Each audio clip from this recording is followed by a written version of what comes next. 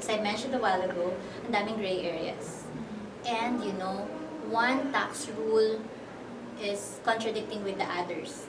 So there's a difficulty for us to interpret. Our interpretation as an accountant is different from the interpretation of the BIR officials. And that's the problem. Because even if I wanted to to follow the rules, but my interpretation is different from them, and we have this conflict, what really matters is their interpretation. Okay? We do not go back to what is the real intention of the law tax maker yet. They just give us their interpretation must be followed, and you have to pay this with penalties. They do not recognize that the accountant's interpretation is different from theirs. So there's no meeting of the minds in that area.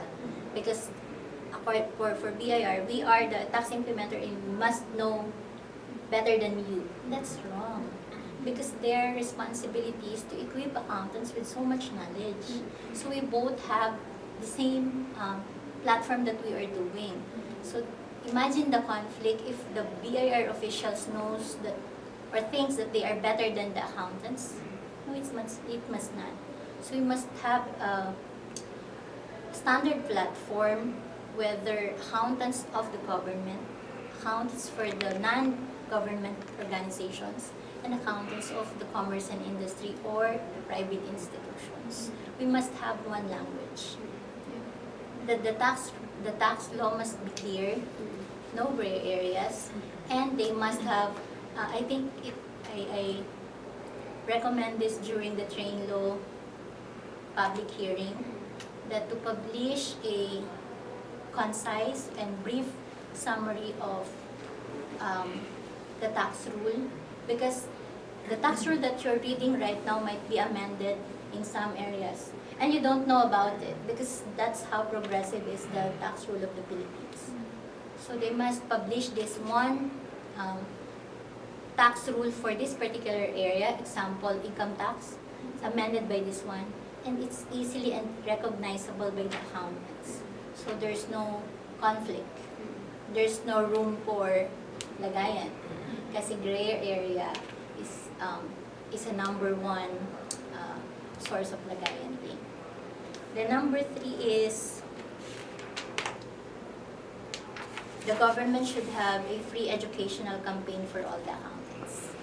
As I've mentioned, you should have a solid knowledge of taxation, no matter what industry we are.